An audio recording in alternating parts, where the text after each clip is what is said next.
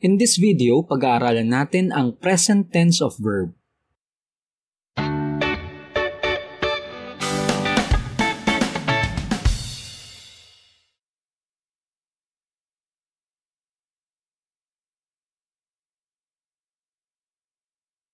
The supermarket opens at 8 a.m. Eric and Anna are classmates.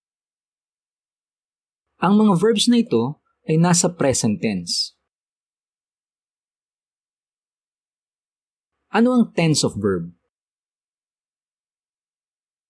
The tense of verb shows when the action of the verb happens. Ipinapakita kung kailan nangyari ang kilos na ipinapahayag ng verb o pandiwa. There are three tenses of verb. Una, present, kasalukuyan. Sunod, past, nakaraan. At ang pangatlo, future, hinaharap. Ang tatalakayin natin ngayon ay present tense.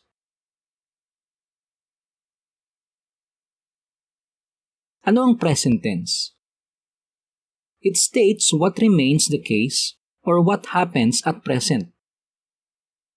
Anumang nananatiling kalagayan o kasalukuyang nagaganap ang ipinapahayag ng present tense. Halimbawa, Eric and Anna are classmates. Ang pangusap na ito ay nangangahulugan na nananatiling magkaklase si Eric at si Anna. Next. His brother works at a coffee shop.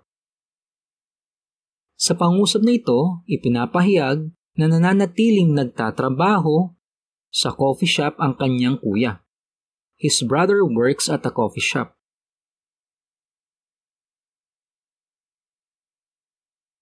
Also, present tense shows what happens regularly or repeatedly.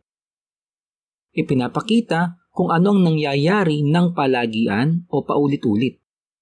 Halimbawa, the supermarket opens at 8 a.m.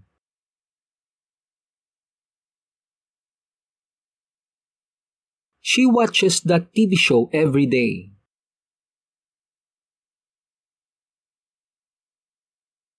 Present form of a verb. The present form of a verb is based on the number of the verb, if it is singular or plural. Nakabatay ang present form of a verb sa kailanan ng pandiwa, kung isahan o maramihan. Singular, ibig sabihin isahan, at plural, ibig sabihin maramihan. Example, singular, you add s or es to the verb. Kapag plural, use the base form. Wala kang idadagdag sa verb. Example, go. Ang singular form nito, goes. Mapapansin na dinagdagan ng es. At ang plural form nito ay go. Walang idinagdag na s or es. Let's have sample sentences.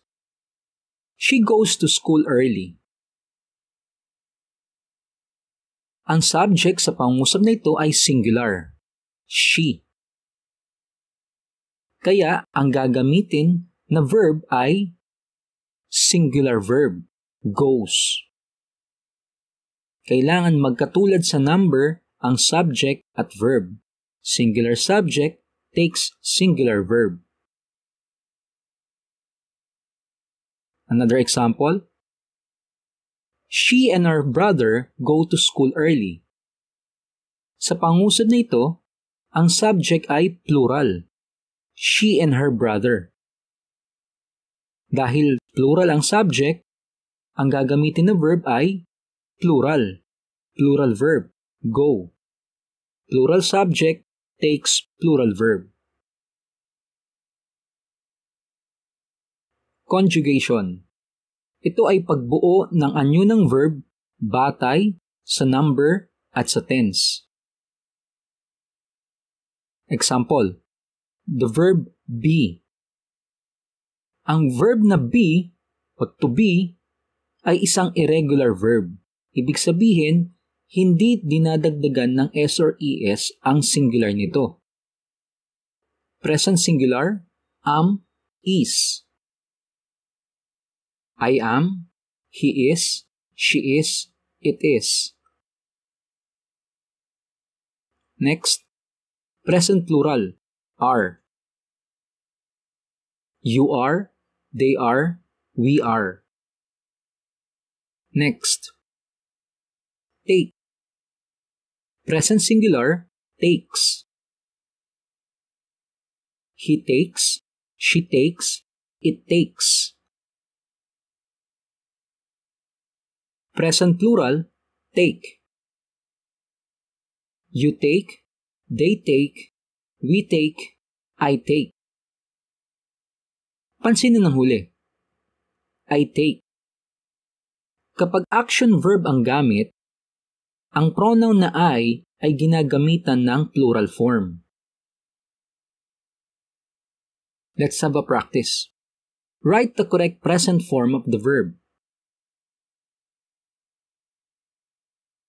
Number 1, my cousin blank cakes and pastries. 2, she and her friend blank them online.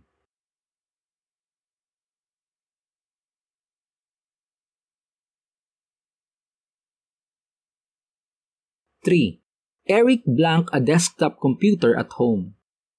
4, his computer blank brand new.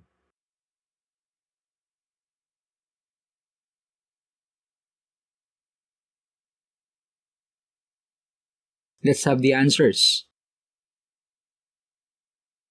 Number 1, my cousin makes cakes and pastries. 2, she and her friend sell them online. 3, Eric has a desktop computer at home. 4, his computer is brand new.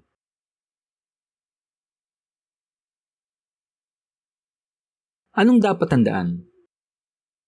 Present tense states what remains the case or what happens at present. Ipinapahayag nito ang anumang nananatiling kalagayan o kasalukuyang nagaganap.